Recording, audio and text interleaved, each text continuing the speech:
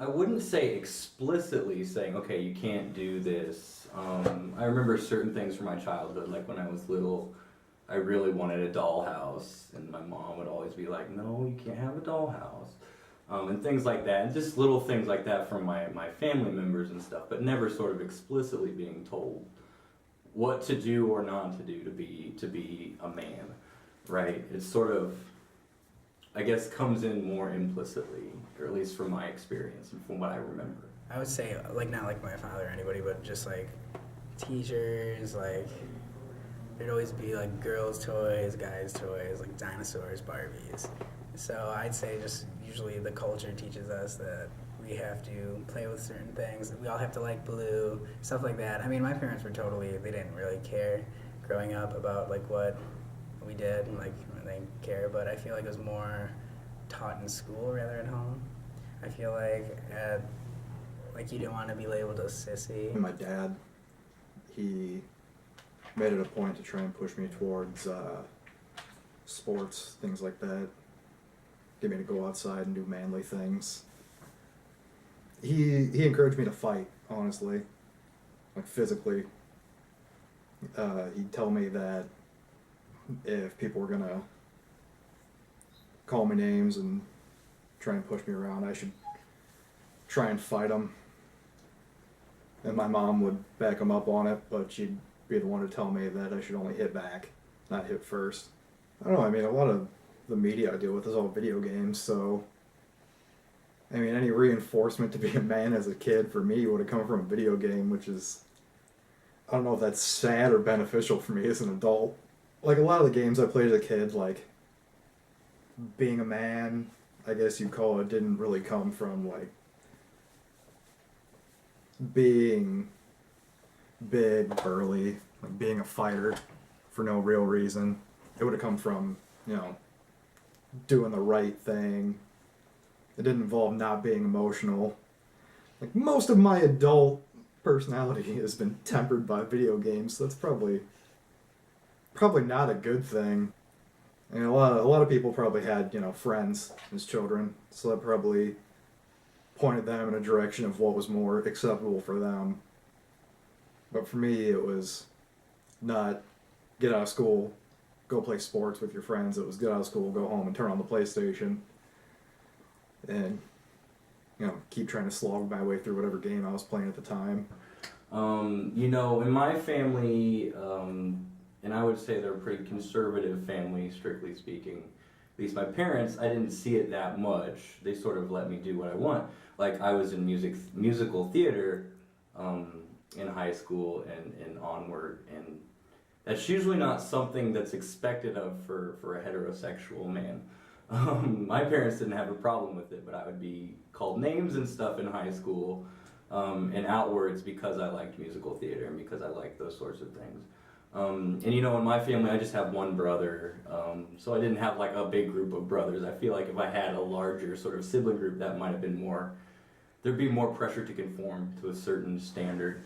So I would say probably my peers or my age mates, I guess. I wouldn't necessarily call them not even my friends. Maybe probably in high school and stuff, there's a lot more, I think, gender policing going on there. And that makes some sort of sense, and that you're sort of reaching that period where you're becoming a man or becoming a woman, and things like that. And that's where those sort of hierarchies are set in place, I'd say.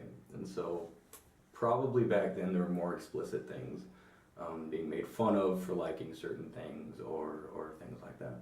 It was that whole sports, like, be a man culture that I got to be a witness to without being involved in it after I was like 5.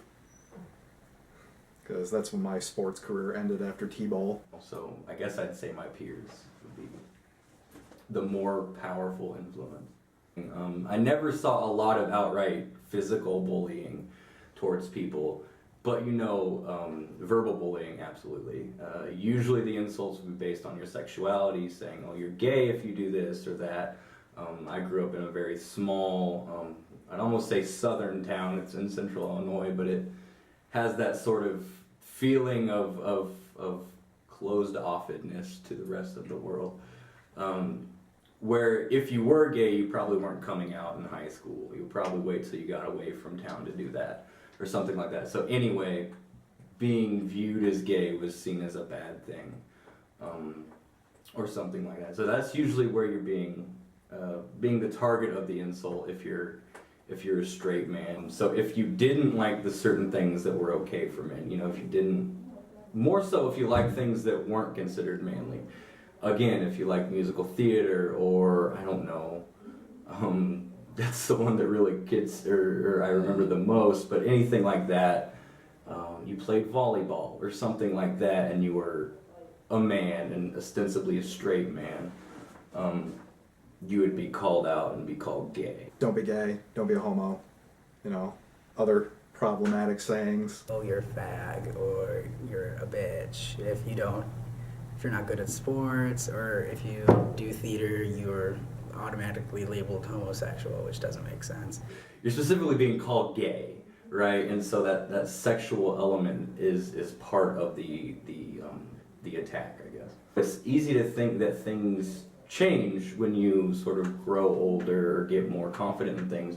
Like, you know, if I was called gay now, I don't care. Like, that doesn't matter to me. And occasionally overhear people like, oh, you fag. So it's still that question of sexuality that people are getting hurled at them as an insult, or as a policing to, you know, be a man. But I mean, then you get older, you realize it's not really an insult anymore. But that lures us into, I think, a false sense of security. It's easy for someone like me to be like, well, maybe, you know, this masculine, you know, this patriarchy thing isn't so bad or whatever. But then I'll hear a story from a friend of mine, you know, a friend who's a woman, about some guy who's an asshole or something like that, and be like, and that sort of brings you back into reality. It's like, oh wait, this is not, you know, the norm is different than how you expect it. I guess like in college, when I came to college, I gained like the freshman 15, and then like, God, it was like miserable because you have like really fit friends, you know, you go to the gym, and I mean, I don't want to say that gym isn't welcoming, because I mean, even people who are like super athletic and stuff are still uncomfortable at the gym, but like when you gain weight and then you go to the gym and try to work it off, it is not emotionally like an enjoyable experience, because in order to lose weight a lot, like cardio is a huge part, but apparently I guess only girls only focus on cardio, so running on the treadmill next to a bunch of other girls while guys are in the weight room, it's sort of, I don't know. I feel like men cannot really get a break when it comes to being body positive. So in March of 2016, American Eagle Outfitters decided to release a male body campaign like movement for a week, until the next week, on April 1st, they decided that it was a whole April Fool's joke. And then, like, who was sitting in the boardroom that said, hey, I got a good idea. Let's make men feel comfortable about themselves, and then a week later be like, just kidding. Take it away. And Target just hired their first plus-size male model. So that's like a huge thing. So I think it's easy when you're trying to be gender conscious or something as a man, or as a straight man, as a cisgendered man, whatever, it's easy to be lured in that false sense of security, and to assume that most men are thinking the way you do, when that's usually not the case. So I think that's one of the big challenges that I face in my own experience, is trying to realize, okay, wait, what behaviors am I implicitly perpetrating, or, you know, sort of blaming away when they're actually really serious behaviors? I feel like if the conversation was brought up among men, they would, I guess, band together rather than just ignoring it. I don't know, I just feel like in today's culture, men are getting a lot of, like, I can't even say that men are getting a lot of bad rap, because then there's always going to be somebody that says, you just don't know how good you have it. But like, maybe I do know how good I have it, but like, I guess I'm not allowed to talk about my problems concerning like body type or how I feel about myself, because it's like it's looked down upon by society just for showing emotions because you're a man, and you need to man up, but you do not need to man up to be a man. So that's like my big message that I'll teach my kids, guy or girl or whatever, you know. I love you too, but I'm busy right now. Yeah, Okay, sure. so just say a random sentence. Colorless green ideas sleep furiously.